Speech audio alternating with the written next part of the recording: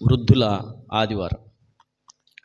వయోవృద్ధులు, వట్టి వృద్ధులు కాదు. వయోవృద్ధులు అంటే బాగా ముసలి వాళ్ళు, అబోవ్ 70 వేసుకోవచ్చు. అబోవ్ 70, 70 సంవత్సరాల పైబడిన వారు, అంటే పూర్తిగా బలం ఉడిగిపోద్ది వారికి కేటాయించింది ఈరోజు మన ఆల్మానిక్ సంఘ క్రమాన్ని అనుసరించి వృద్ధులకు ఈ యొక్క ఆదివారాన్ని కేటాయించి ఇవ్వబడిన సందేశం, అంశం ఏంటంటే వృద్ధుల యొక్క సంరక్షణ, వయోవృద్ధుల యొక్క సంరక్షణ.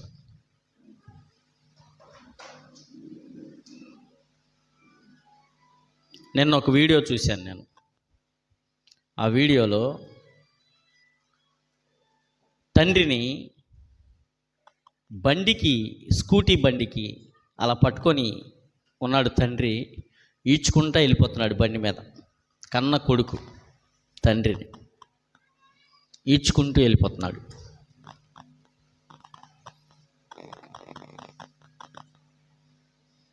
పేపర్లో చదువుతూ ఉంటే, వార్తల్లో చదువుతూ ఉంటే, చూస్తూ ఉంటే విచిత్రమైన వార్తలు వినబడుతూ ఉన్నాయి. ఆస్తుల కోసం తల్లిదండ్రులను చంపుతున్న తనయులు, కుమార్తెలు.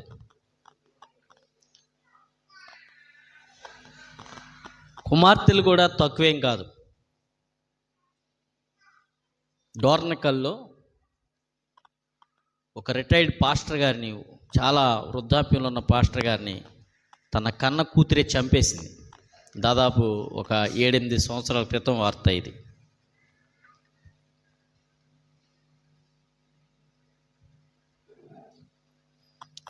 వృద్ధాప్యం అనేది ఒక ఆశీర్వాదం అని దేవుని వాక్యం చెప్తా ఉంది.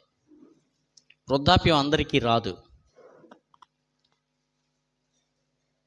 షేక్స్పియర్ అనేటువంటి ఇంగ్లీష్ రచయిత, ఆయన దేవుని నమ్ముకున్నవాడే. ఆయన ఇలాగ రాశాడు తన పొయిట్రీలో. ఏమని రాశాడంటే,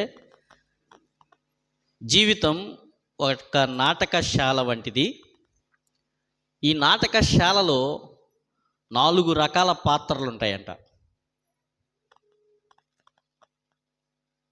చెప్పండి. 4 స్టేజెస్ ఆఫ్ లైఫ్ అన్నాడు ఆయన.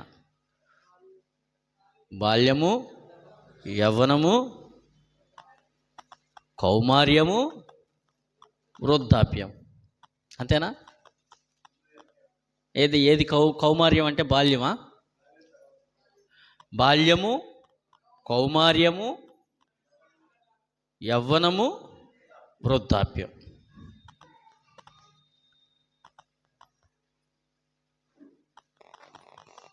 కొంతమంది బాల్య దశలోనే రాలిపోయే వాళ్ళు ఉంటారు. కొంతమంది కౌమార్య దశలోనే రాలిపోయి ఉంటారు. అంటే 6 సంవత్సరాల నుంచి 14-15 సంవత్సరాల వయసు. కొంతమంది యవ్వన దశలో చనిపోయే వాళ్ళు ఉంటారు. 4th స్టేజ్కి వచ్చే వాళ్ళకి అందరూ రారు, కొంతమంది. స్పెషల్ గిఫ్ట్ ఫ్రమ్ గాడ్, దేవుని యొక్క ప్రత్యేక బహుమానం వృద్ధాప్యం. అందరూ చూడలేరు వృద్ధాప్యం.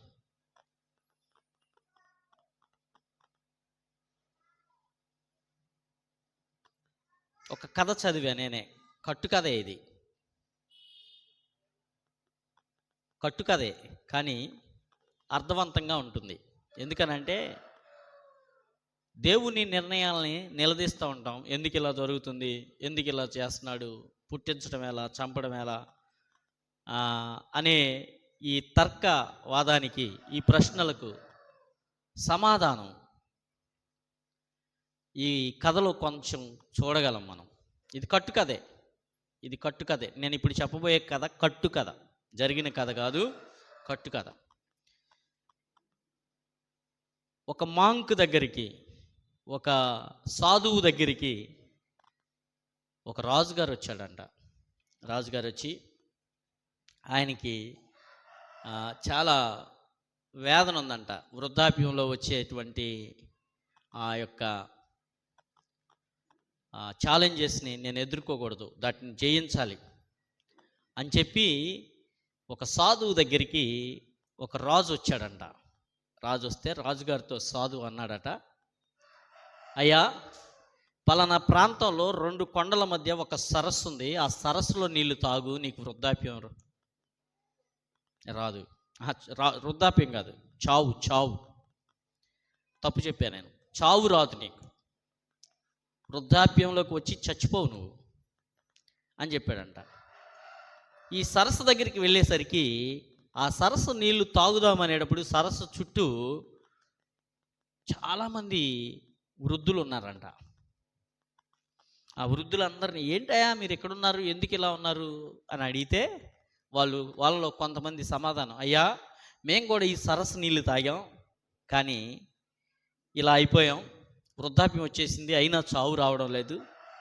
మా ఒంట్లో బలమంతా ఉడిగిపోయింది, అయినా చావు రావడం లేదు. తిండి తిప్పలు మానేస్తే చచ్చిపోతాం కదా, అయినా చావు రావటం లేదు. ఇదిగో ఇలా చావు రాక మేము నరకయాతన పడుతున్నాం అని చెప్పాడంట. ఆ రాజుగారు ఆ సరస్సులో నీళ్ళు తాగడం ఆపేసి మరలా సాధువు దగ్గరికి వచ్చాడంట. సాధువుని అడిగాడు, ఒట్టి వృద్ధాప్యం కాదు, ఒట్టి నేను చావకుండా ఉండడం కాదు, ఎప్పుడు యవ్వనంలోనే ఉండాలి నేను అని అడిగాడంట. చెప్పండి. ఇప్పుడు ఆ సాధువు, ఆ మాంక్ ఏం చెప్పాడంటే, నువ్వు ఆ సరస్సు నీళ్లు తాగి దాటి వెళ్తే, ఇంకా కొంచెం ముందుకు వెళ్తే కొండ పైకి ఎక్కగానే ఒక బావి ఉంటుంది, ఆ బావిలో నీళ్లు తాగు, నీకు ఇక ఎప్పటికీ వృద్ధాప్యం రాదు. ఆ బావి దగ్గరికి వెళ్ళేటప్పటికి జనాలు పిచ్చి పిచ్చిగా కొట్టుకుంటున్నారంట. మళ్ళీ అడిగాడు, ఏంటి బాబు మీరు అందరూ ఇలా తగులాడుకుంటున్నారు ఏంటంటే, ఒక 300 సంవత్సరాల వయసు గల అతను ఇలా చెప్తున్నాడంట, వీడు మా నాన్న నాకు ఆస్తి పంచివ్వమంటే పంచివ్వట్లేదు. ఇతని వయసు ఎంత? 300 సంవత్సరాలు. వీళ్ళ నాన్న అడిగాడంట 350 సంవత్సరాలు ఆయనకి, ఏమయ్యా ఆస్తి పంచవచ్చుగా? బాబు మా నాన్న నాకివ్వలేదు, నా తదనంతరం ఇస్తానన్నాడు. అర్థమైందా? అంటే మరణం రాకపోవడం చేత వీళ్ళ దగ్గర ఉన్నటువంటి వనరులు చాలక ఈ వనరుల కొరకు కొట్టుకుంటున్నారు. ఇప్పుడు ఇదంతా కట్టు కదే, కానీ ఈ జరిగే భూమి మీద జరిగే దాని అంతట్లో దేవుని యొక్క కృప ఎంత ఉందో చూడండి. చావు లేకుండా ఇక్కడే ఉండిపోవడానికి మనం లేము. ఎందుకనంటే ఆదాము పాపం వల్ల మరణం వచ్చింది, వృద్ధాప్యం వచ్చింది, రోగం వచ్చింది, ఇవన్నీ వచ్చాయి. వీటన్నిటికీ ఫుల్ స్టాప్ పెట్టాలి అని అంటే మరణమే సమాధానం. దేవునికి స్తోత్రం, దేవునికి స్తోత్రం. ఆ మరణం మనల్ని ఆవరించక ముందు, ఆ మరణం మన చెంతకు చేరక ముందు మన జీవితం మన ఇష్టానుసారంగా ఉండకూడదు. దేవుని ఆశ్రయించిన, దేవుని యందు విశ్వాసం ఉంచిన మన జీవితాలు మన ఇష్టానుసారంగా ఉండకూడదు. దేవుని వాక్యంలో ఏం రాయబడి ఉందో దాని ప్రకారం మన జీవితాలని మలుచుకోవాల్సిన ఆవశ్యకత ఎంతైనా మన మీద ఉంది. ఆ భారం మనపై ఉంది, ఆ భారం మన భుజ స్కంధాలపై ఉంది. వృద్ధాప్యం గురించి దేవుని వాక్యంలో రాయబడిన కొన్ని సంగతులు మనం చూద్దాం. అందరూ వృద్ధాప్యానికి వస్తారు కానీ అందరూ జ్ఞానంతో ఉండరు. వృద్ధాప్యంలోకి వస్తే చాలా అనుభవజ్ఞులు, జ్ఞానవంతులు వీళ్ళ దగ్గరికి వెళ్తే మనం ఏదైనా సలహా దొరుకుద్దని వెళ్తే ఆ సలహా మరింత జటిలం చేసి మన జీవితాన్ని నాశనం చేసే వృద్ధులు ఉంటారు. జనరల్గా ఒక వ్యక్తి దగ్గరికి, ఒక అనుభవజ్ఞుడి దగ్గరికి, అనుభవంతో కూడినటువంటి వ్యక్తి దగ్గరికి, ఇటువంటి అనుభవాలు ఎన్నో చూసిన వ్యక్తి దగ్గరికి మనం వెళ్ళినప్పుడు మనకేం రావాలి? సమాధానం రావాలి, సమాధానం రావాలి. కానీ రాలేదంటే వాళ్ళు జ్ఞానవంతులు కాదు, మూర్ఖులు. చూడండి, బైబిల్లో నేను చెప్పడం కాదు, బైబిల్ చెప్తుంది అందరూ వృద్ధాప్యంలో ఉన్నవారు జ్ఞానం, దైవ జ్ఞానం లేదా సమాధానపరిచే జ్ఞానం ఉండదని దేవుని వాక్యంలో రాయబడింది. యోబు గ్రంథం 12వ అధ్యాయం 12వ వచనం చూడండి.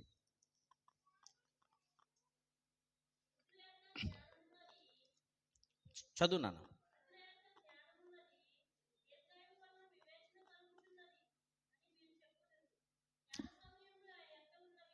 చూడండి ఏమంటున్నాడు ఇక్కడ అంటే, వృద్ధుల దగ్గర జ్ఞానం ఉంది అనేది ప్రశ్న. వృద్ధుల యొద్ద జ్ఞానం ఉంది, దీర్ఘాయువు వలన వివేచన కలుగుచున్నది అని మీరు చెప్పుదురు.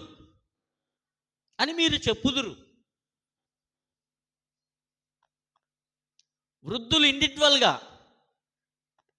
వృద్ధాప్యంలో ఉన్నవారు ఇండివిజువల్గా నిలవబడి మేము జ్ఞానులు అని అనుకుంటే వాళ్ళు అజ్ఞానులే. నేను ఇందాక చెప్పే కదా, కొంతమంది వృద్ధుల వల్ల, కొంతమంది వృద్ధాప్యంలోనికి వచ్చుట వల్ల ఆ ఇల్లులు నరకప్రాయంగా ఉన్న ఇల్లులు ఎన్నో ఉన్నాయి. నా మాట వినబడిందా మీకు? వారి వృద్ధాప్యం, వారి ఇంట్లో ఉన్న వారి వృద్ధాప్యం, లేదా గ్రామంలో ఉన్న వారి వృద్ధాప్యం, లేదా సంఘంలో ఉన్న వారి వృద్ధాప్యం వలన ఆ సంఘంలో, ఆ సమాజంలో, ఆ గ్రామంలో, ఆ ఇంటిలో వారు నివాసం ఉండే ప్రజల మధ్య సమాధానం రావాల్సింది, ప్రయోజనకరంగా ఉండాల్సింది, వారు తన్నుకు చచ్చేటట్టు, కొట్టుకు చచ్చేటట్టు చేసే వృద్ధాప్యం ఉండి ఉండొచ్చు. మీ గృహాలలో మీ వృద్ధులను చూస్తూ ఉన్నప్పుడు మీకు నేను చెప్పే మాటలు మీకు అర్థమవుతాయి. చూడండి, అదే అధ్యాయంలో, అదే యోబు గ్రంథంలో 32వ వచనం కూడా చూద్దాం. 32 లేదా 32:7, యోబు గ్రంథం 32వ అధ్యాయం 7వ వచనం. 32వ అధ్యాయం 7వ వచనం. కొంచెం సౌండ్ తగ్గించు నాన్న, జస్ట్ చదువు నాన్న.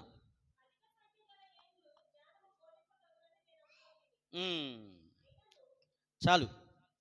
వృద్ధాప్యం ఉంటే మాట్లాడొచ్చు. వృద్ధాప్యం అనేది నాకు ఒక లైసెన్సు, నేను అనుభవజ్ఞుడిని.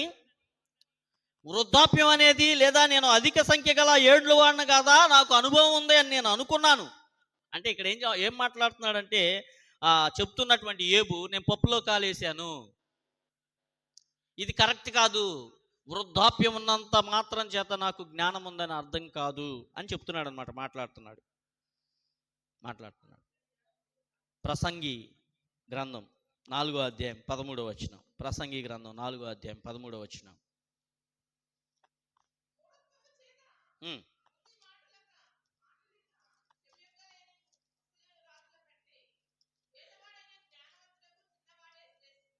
ఒకవేళ వాడు రాజు అయినప్పటికీ, అతని చేతిలో అధికారం ఉన్నప్పటికీ, నిండు వృద్ధాప్యంలో ఉండి మూర్ఖముగా మాట్లాడేవాడి కంటే బీదవాడై జ్ఞానముతో ఒక మాట చెప్పేవాడు మేలు. ఆలోచించుకోవాలి. వృద్ధులు, ఎస్పెషల్లీ వృద్ధాప్యంలో ఉన్న వారందరికీ మాటలు వర్తిస్తాయి. మీ వృద్ధాప్యం వలన మీ గృహాలలో మీ పిల్లలకి, మీ మనవులకి మీరిచ్చే సలహాలు, సూచనలు, మీ జీవిత విధానం, మీ జీవిత సాక్ష్యం సమాధానాన్ని తెచ్చిపెడుతుందా, లేదా వారికి సహకారకంగా ఉంటుందా, లేదా మిమ్ముని బట్టి వారు తన్నుకు చేస్తున్నారా?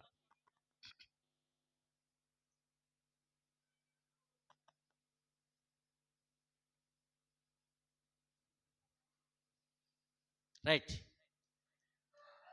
మీకు ఇవ్వబడిన ఆయుష్ వృద్ధాప్యంలోకి రావడం అనేది తప్పకుండా దీవెనే. దేవుడు మీకు ఇచ్చినటువంటి కృప.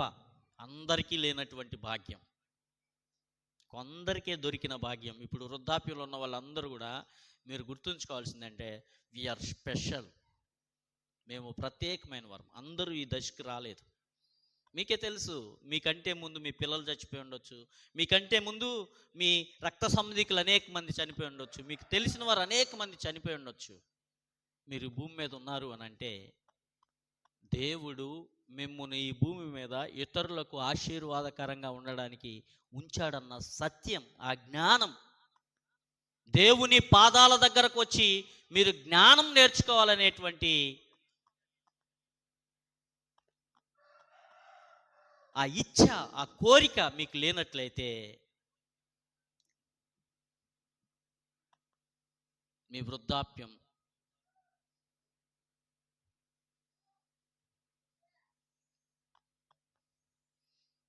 ప్రియమైన దేవుని బిడ్డలారా, చాలా ప్రాముఖ్యమైనటువంటి సంగతి. మనం ముందే మాట్లాడుకున్నాం, వృద్ధాప్యం అనేది ఒక దీవెన అని. చూడండి, సామెతల గ్రంథం 16వ అధ్యాయం 31వ వాక్యం. సామెతల గ్రంథం.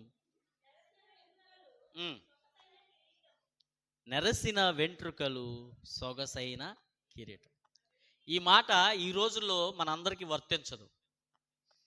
ఇప్పుడు రంగు అనేది కనుక్కొని ఉండకపోతే, బ్లాక్ కలర్ అనేది కనుక్కొని ఉండకుండా ఉన్నట్లయితే ఎవరు వృద్ధులు ఎవరు యవనస్తులు అని తెలిసేది కష్టమే.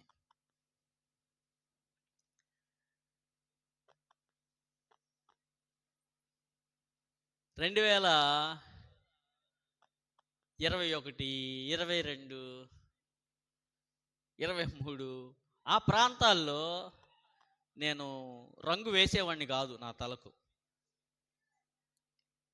మీరు కావాలంటే యూట్యూబ్లో ఆ కాలం నాటి, ఆ రోజుల్లో నాటి వీడియోలు ఉంటాయి, మీరు చూడొచ్చు. వేసేవాడిని కాదు. నా భార్య కూడా నన్ను బతిమాలేది, ఏమని, వేసుకోండి అని.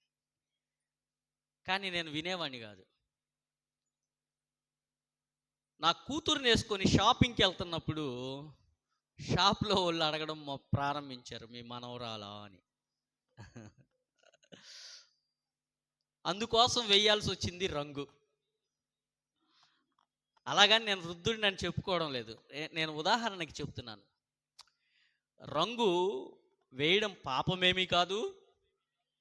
అలాగే వృద్ధాప్యంలో కూడా రంగులు వేసుకొని తిరిగే వాళ్ళకి చెప్తున్నాను నేను. ఏంటంట, చదవండి మళ్ళీ. నెరసిన వెంట్రుకలు సొగసైన కిరీటం అంట. వావ్, సొగసైన కిరీటం. మీ వయసు మీద పడిన తర్వాత మీరు ఇంకా మీ వెంట్రుకలను నల్లపరచాలనే ఆ కోరికను మీరు చిరిమేయండి. మీరు వృద్ధాప్యంలోకి వచ్చారు, మీరు అంగీకరించండి. వావ్, నాకు దేవుడు ఈ వయసు వరకు ఇవేం గుర్తు చేస్తాయనంటే, మీ మనవళ్లను, మీ మనవరాళ్లను, మీ మునిమి సంతానాన్ని చూసుకుంటూ, ఓ మా మా నేను సొగసైన కిరీటం కలిగి వీరి మధ్య నివసించే భాగ్యము దేవుడు నాకు ఇచ్చాడని మీ చుట్టూ నివసించేవారు మీ వృద్ధాప్యాన్ని బట్టి మిమ్మల్ని గౌరవించేలాగా అవి ఒక కిరీటంలాగా ఉపయోగపడతాయి మీకు. 20వ అధ్యాయం 29వ వచనం. 20వ అధ్యాయం 29వ వచనం.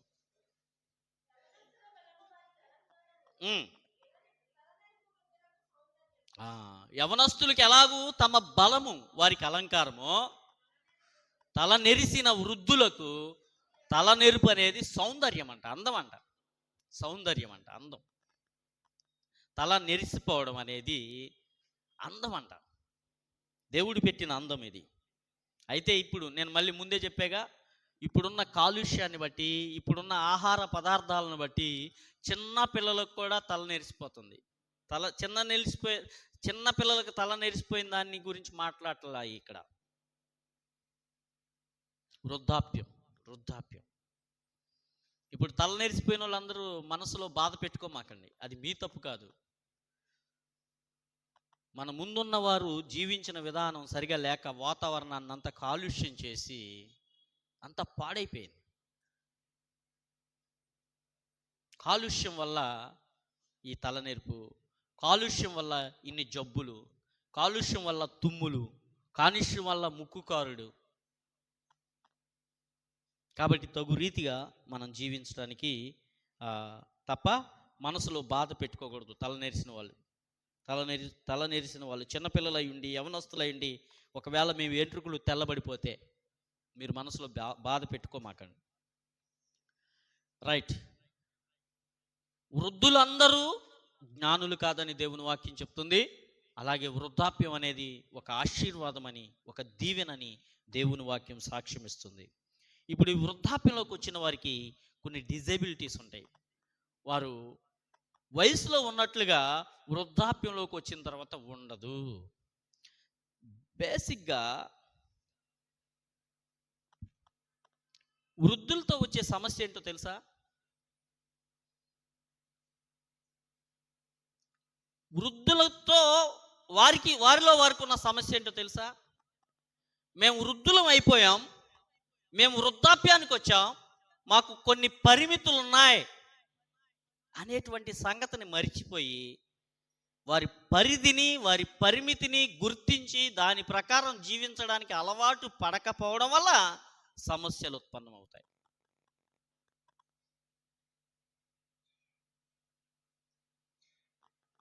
ఉదాహరణకి, నీ ఇంటికి నీవు యజమానురాలివి, నీ ఇంటికి నువ్వు మహారాణివి. నువ్వు ఏ నిర్ణయం తీసుకున్నా నీ భర్త నిన్ను ఆపలేదు, నీ పిల్లలు నిన్ను ఆపలేదు. నీ కొడుకులకి పెళ్ళిళ్ళు చేశావు, వాళ్ళకు కోడళ్ళు వచ్చారు, వాళ్ళకి పిల్లలు పుట్టారు, వాళ్ళు ప్రయోజకులు అయ్యారు, వాళ్ళు వారి యొక్క కుటుంబాన్ని, వారి యొక్క రాజ్యాన్ని వారు స్థాపించుకున్నారు. వారి రాజ్యం వారికి ఏర్పడింది. ఈ రాజ్యంలో ఎవరు వేలు ఉండకూడదు? మాట్లాడలేదేంటి?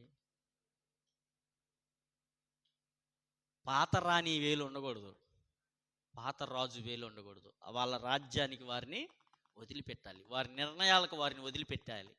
మీరు పద్దాకా వెళ్ళి వాళ్ళ విషయాల్లో జోక్యం చేసుకునడాన్ని బట్టి మీ విలువ తగ్గిపోతుంది. వారిని స్వతంత్రంగా విడిచిపెట్టాలి. ఒకవేళ మీరు ఇచ్చిన సలహా పాటించకపోతే కూడా, మీరిచ్చిన సలహా పాటించకపోయినా సరే మీరేం చేయాలి? బాధపడకూడదు, పట్టించుకోకూడదు, లైట్ తీసుకోవాలి. కానీ ఏమని ప్రచారం మొదలెడతారు? బెల్లం వచ్చింది, బెల్లం అయిపోయింది, బెల్లం వచ్చింది, బెల్లం అయిపోయింది, బెల్లం వచ్చింది, బెల్లం అయిపోయింది. విన్నారు ఈ మాట ఎప్పుడన్నా? ఒక ఆమె ఊరెళ్ళి వచ్చిందంట, తగుదనమ్మా అని. కూతురు కొడుకు ఉద్యోగరీత్యా బయట ఉంటున్నారంట. కూతురు దగ్గరికి వెళ్ళి వచ్చిందంట. ఏమమ్మా సువార్తమో, ఎలా ఉన్నారు నీ కూతురు అల్లుడు? నా కూతురికే మహారాణి. ఏమంది? నా కూతురికే మహారాణి. మా అల్లుడు సిట్ అంటే సిట్, స్టాండ్ అంటే స్టాండ్ అని అతిశయంగా చెప్పిందంట. ఈసారి ట్రిప్లో కొడుకు దగ్గరికి వెళ్ళి వచ్చిందంట. పక్కింటా మళ్ళీ అడిగింది, ఏమమ్మో సువార్తమ్మో, ఎలా ఉన్నాడు మీ కొడుకు కోళ్ళు? వాడా చవట దద్దమ్మ, ఆవిడ కొంగు పట్టుకొని తిరుగుతున్నాడు. మీకు అర్థమైందా? ఏమర్థమైంది? చూసింది ఒక్కటే కళ్ళు. కూతురు అలా చేస్తేనేమో ఇలా అనుకుంది, అదే కోడలు అలా చేస్తే చవటైపోయాడు కొడుకు. ఎక్కువ స్పందించకూడదు, లైట్ తీసుకోవడం నేర్చుకోవాలి.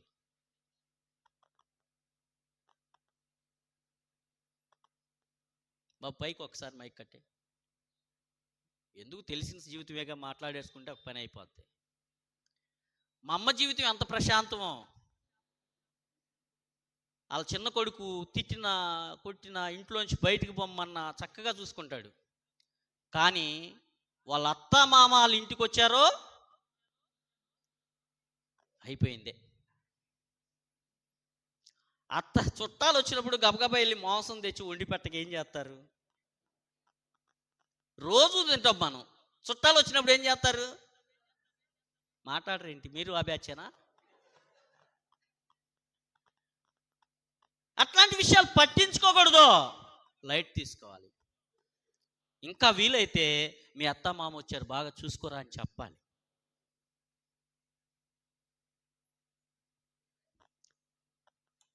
దేవునికి స్తోత్రం, దేవునికి స్తోత్రం.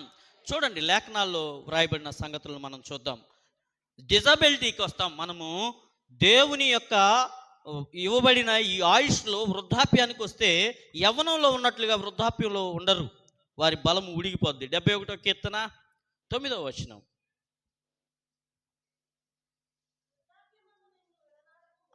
వృద్ధాప్యమునందు నన్ను విడనాడకము,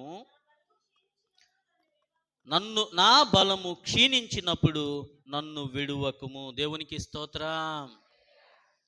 తన జీవితంలో వచ్చిన ఈ డిజబిలిటీని, ఈ యొక్క తన యొక్క చేతగానితనాన్ని, లేదా తన బలం ఉడిగిపోయిన తనయాన్ని, వృద్ధాప్యముల వల్ల వచ్చే ఛాలెంజెస్ని ఎదుర్కోవడానికి దావీదు మహారాజు ఎవ్వరి మీద ఆధారపడడం లేదు. ఎవరి మీద ఆధారపడుతున్నాడు? దేవుని మీద ఆధారపడుతున్నాడు. నిజంగా మన విశ్వాసంలో ఏ వయసులో ఉన్నా మనం ఆయన మీద ఆధారపడి ఆయన వైపే చూస్తే మనం ఏ ఛాలెంజ్నైనా అధిగమించగలం. 92వ కీర్తన 15వ వచనం. 92వ కీర్తన 15వ వచనం చదువు నాన్న. వారు ముసలితనమందు ఇంకా చిగురు పెట్టుచుందురు. ఎవరో? దేవుని యందు భయభక్తులు కలిగి దేవుని మీద ఆధారపడి నీతియుక్తమైన దేవుడు కోరుకున్నట్లుగా దేవుడు కోరుకొనిన రీతిగా జీవించే జీవితాలను కలిగిన వారిని వారు ముసలితనమందు చిగురు పెట్టుదురు. ఇంకా అనేకులకు ప్రయోజనకరంగానే ఉందరు. ఇంకా అనేకులకు సహాయం చేసేవారిగానే ఉంటారు. వారి వృద్ధాప్యం ఇతరుల మీద ఆధారపడేదిగా కాకుండా ఇతరులు వారి మీద ఆధారపడేలాగా దేవుడు వారిని ఆశీర్వదిస్తాడు. చూడండి 13వ అధ్యాయం 5వ వచనం. హెబ్రీయులకు రాసిన పత్రిక 13వ అధ్యాయం 5వ వచనం. కాబట్టి ఆయన ద్వారా మనము దేవునికి జిహ్వాఫలం అర్పించుచు స్తుతియాగము చేయుదము. 5వ వచనంలో ఏమంటున్నారు? నిన్ను ఏమాత్రమును విడువను ఎడబాయనని చెప్పిన దేవుడు ఉన్నాడు. కాబట్టి మనం ఏం చేయాలి? నిత్యం వృద్ధాప్యంలో ఉన్న ప్రతి ఒక్కరు ఏం చేయాలంటే నిత్యము దేవుణ్ణి స్తుతించేవారిగా, దేవుని మీద ఆధారపడి దేవుని యొద్ద నుండి బలము పొందుకొని దేవునికి స్తుతియాగం అర్పించేవారుగా ఉండాలి.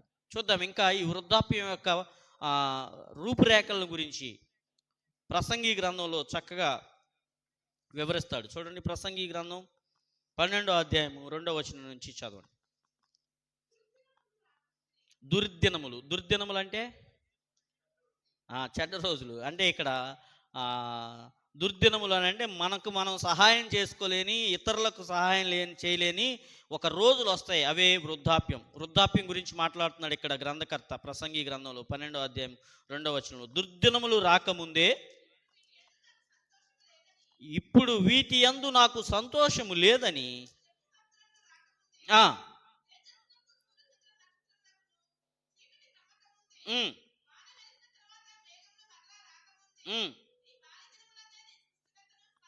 ఈ వృద్ధాప్యం రాకముందే నువ్వు దేవుని స్మరణకు తెచ్చుకొని ఆయన యందు విశ్వాసం ఉంచి ఆయన మీద ఆధారపడి బ్రతకడం నేర్చుకో. 3వ దినమున చూడండి. ఆ దినమున, ఏ దినమున? దుర్దినములు వచ్చిన దినమున, వృద్ధాప్యమునకు వచ్చిన దినమున, ఆ దినమున ఇంటి కావలి వారు వణుకుదురు. ఇంటి కావలి వారు వణుకుదురు. కావలివారు అంటే ఎవరు? కళ్ళు. కావలివారు కళ్ళు ఏమవుతాయంట? స్పష్టంగా చూడలేవు. కావలివారు వణుకుదురు, బలిష్ఠులు వంగుదురు. నడుమేమైద్ది? వంగిపోద్ది. విసురువారంటే పళ్ళు. వింటున్నారా? పద్య భాష అంటాం ఇది. రచయితలు, పెద్ద రచయితలు దేన్నన్నా ఒకదాన్ని వర్ణించాలి అని అంటే ఉన్నట్టుగా చెప్పరు వాళ్ళు.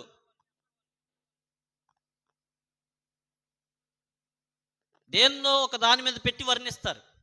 అలాగే ఇది ఈ వరుసలోనే, ఈ వరుస క్రమంలోనే ఇక్కడ వర్ణిస్తున్నాడు.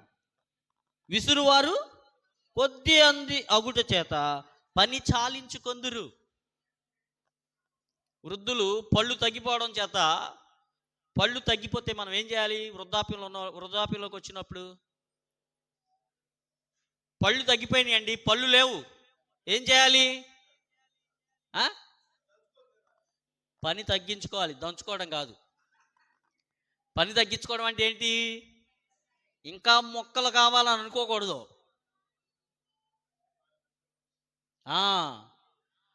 కోడళ్ళకి అత్త మీద కోపం తీర్చుకోవాలంటే ఒకే ఒక మార్గం ఉంటుంది, లేదా మామ మీద తీర్చుకోవాలంటే ఏంటి? మరియమ్మ గారికి ఏం చేయాలి? అన్నం మేకుల్లాగా వండాలి.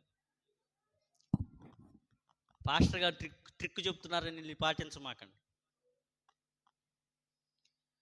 కా ఈ ఈ విసురువారు కొద్ది మంది అగుట చేత పని తగ్గించుకోవాలంట. అంటే పంటికి పని లేదు కాబట్టి పన్ను చేయాల్సిన పని చేయలేకపోతుంది కాబట్టి ఈ జీర్ణ వ్యవస్థ మీద ఒత్తిడి పడకుండా మెత్తటి పదార్థాలు పంపాలి లోపలికి.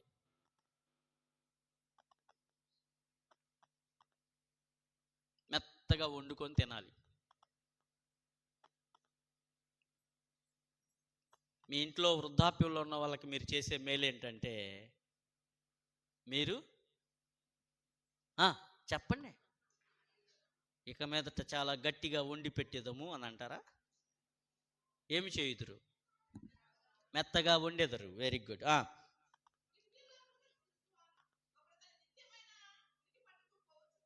వెండి త్రాడు విడిపోవును, బంగారు గిన్నె పగిలిపోవును, దార యొద్ద కుండ పగిలిపోవును, బావి యొద్ద చక్రము పడిపోవును, మొన్నైనది వెనకటి వలె. ఈ మాటలన్నీ ఇప్పుడు మనం చదివిన మాటలన్నీ ముందు మాట్లాడుకున్నాయే మళ్ళీ మళ్ళీ చెప్పారు అంతే. తిరుగటి రాళ్ళ ధ్వని తగ్గిపోవును,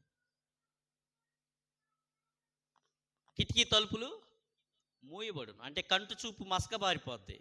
తిరగట ద్వారా రాళ్ళ ధ్వని అంటే నమలడానికి అవకాశం ఉండదు. ఇలా చెప్పినయే చెప్పుకుంటూ వచ్చి చివరికి ఏం చెప్తున్నాడంటే మరణం గురించి మాట్లాడుతున్నాడు. మరణాన్ని గురించి ఎన్ని రకాలుగా వర్ణించాడు చూడండి.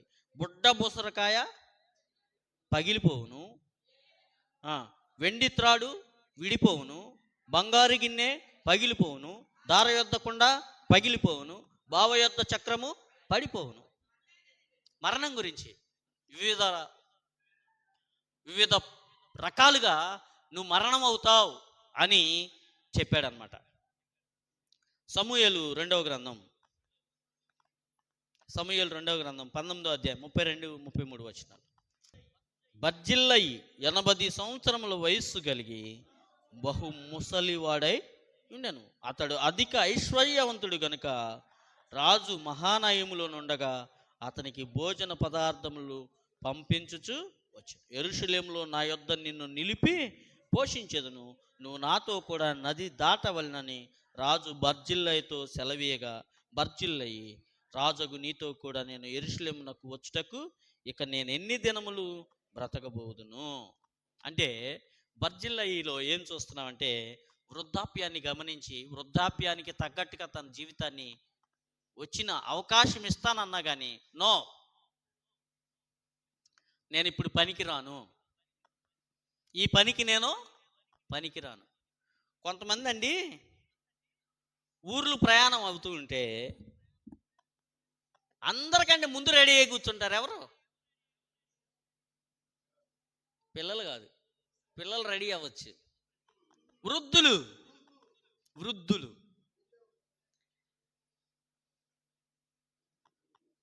అయ్యో ఈ ప్రయాణము నాకు తగదు, ఈ దూర ప్రయాణము నాకు తగదు, ఒకవేళ ఇంత ప్రయాణం చేసి నాకేదన్నా ఇబ్బంది ఏర్పడుద్దేమో, నేనేదన్నా ఇబ్బందికరంగా మారతానేమో అని చెప్పే హృదయము వృద్ధులకు ఉండాలి.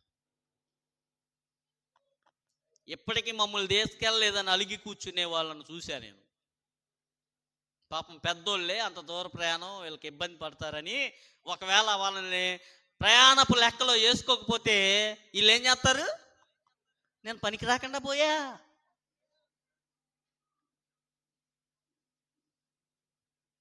బర్జిల్లయి తన వృద్ధాప్యాన్ని గుర్తించి రాజు ఇచ్చిన అవకాశాన్ని తృణీకరిస్తున్నాడు. నా వయసు అయిపోయింది, ప్లీజ్. చూడండి, ఇప్పుడు దాకా 3 విషయాలు మనం ధ్యానం చేసాం. ఒకటి, వృద్ధుల యొక్క జ్ఞానం. అందరూ జ్ఞానవంతులు కాదు, అందరి యొద్ద నుండి వచ్చేది దైవ ఆలోచన కాదు. ఆ ఆలోచన ఎక్కడి నుండి వచ్చిందో, ఎలా వచ్చిందో, వారి నోటి వెంట వచ్చేటువంటి మాటల వల్ల, అక్కడున్న వాతావరణం వల్ల మనకు అర్థమైపోద్ది. బైబిల్ హెచ్చరిస్తుంది, అందరు వృద్ధులు జ్ఞానవంతులు కాదని మనల్ని హెచ్చరిస్తుంది. రెండవ సంగతి ఏంటంటే వృద్ధాప్యం ఒక దీవెనని మనం తెలుసుకున్నాం. వృద్ధాప్యం అనేది అందరికీ వచ్చేది కాదు, అది స్పెషల్గా కొంతమందికే దేవుడిచ్చేటువంటి దీవెనకరమైనటువంటి స్టేజ్. మూడోది, వృద్ధాప్యం అనేది అని బలం ఉడిగిపోద్ది. వృద్ధాప్యంలో అన్నీ వాటి పర్ఫార్మెన్స్ తగ్గిపోద్ది. కళ్ళ పర్ఫార్మెన్స్ తగ్గుద్ది, బలం పర్ఫార్మెన్స్ తగ్గుద్ది, కంటి పర్ఫార్మెన్స్ తగ్గుద్ది, పంటి పర్ఫార్మెన్స్ తగ్గుద్ది. కాబట్టి మనము ఈ వృద్ధాప్యంలోకి వచ్చిన వారు వృద్ధాప్యముకు తగ్గట్లుగా వారి ఆహారపు అలవాట్లు కానీ వారు తీసుకునే నిర్ణయాలు కానీ ఇవన్నీ ఉండాలి. ఇప్పుడు నాలుగవదిగా ఈ చివరి విషయం మనకు సంబంధించింది. అంటే మన ఇళ్లల్లో ఉన్న వృద్ధుల పట్ల మన వైఖరి ఎలాగుండాలి?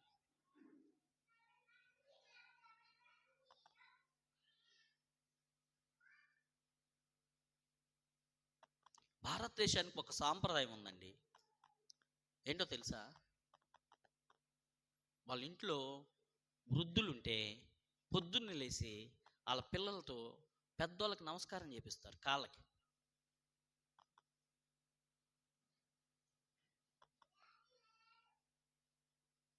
ఏం చేస్తారు? మీరేం చేస్తారు? నాని నెట్ట తిట్టాలి నేర్పించు.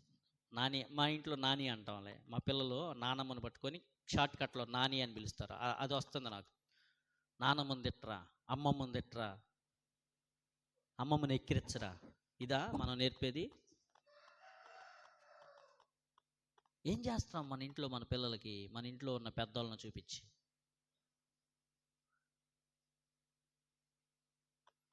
నానమ్మ దగ్గరికి వెళ్ళి పడుకో, అమ్మమ్మ దగ్గరికి వెళ్ళి కాసేపు ఆడుకో, ఈ మాటలు వస్తున్నాయా? లేకుంటే వారి మీద నెగిటివ్ ప్రచారం వస్తుందా? మీ ఇంటికి శాపాన్ని నువ్వే కొని తెస్తున్నావు మీ పిల్లలకి అలా నేర్పించి.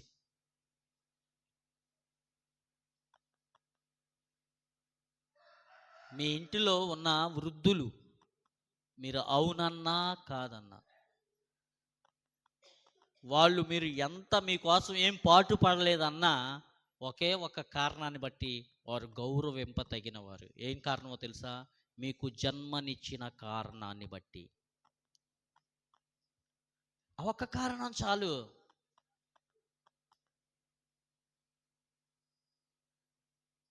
చాలామంది ఏమనుకుంటారంటే, ఏం చేశారు మా మా మా అమ్మ నాన్న మా కోసం ఏం చేశారు? ఏం చేశారో వారి గత చరిత్రలోనికి తొంగి నిజంగా నువ్వు నేర్చుకోవాలని తెలుసుకోవాలని ఆశ ఉంటే అర్థమవుద్ది. మా అమ్మాయి కథ చెప్పమని అడిగింది మొన్న, ఒక వారం 10 రోజుల క్రితం. ఆమెకి తెలియకుండా మా నాన్న గురించిన కథ చెప్పడం మొదలెట్టా.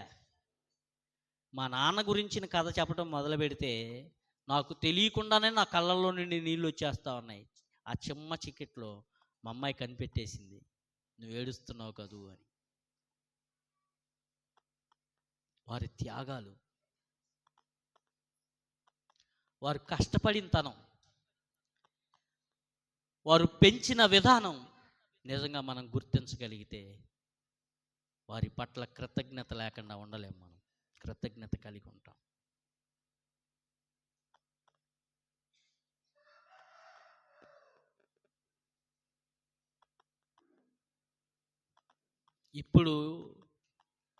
ఇప్పుడున్న పిల్లలు ఎంత ధన్యులో అండి. మీకు పేదరికం అంటే ఏంటో తెలీదు, ఆకలి అంటే ఏంటో తెలియదు మీకు. ఇప్పుడు మీకు మీ అమ్మ ప్లేట్లో అన్నం వేసుకొని లేదా వేసుకొని మీ వెంట తిను తిను తిను అని బతిలాడడం తెలుసు మీకు.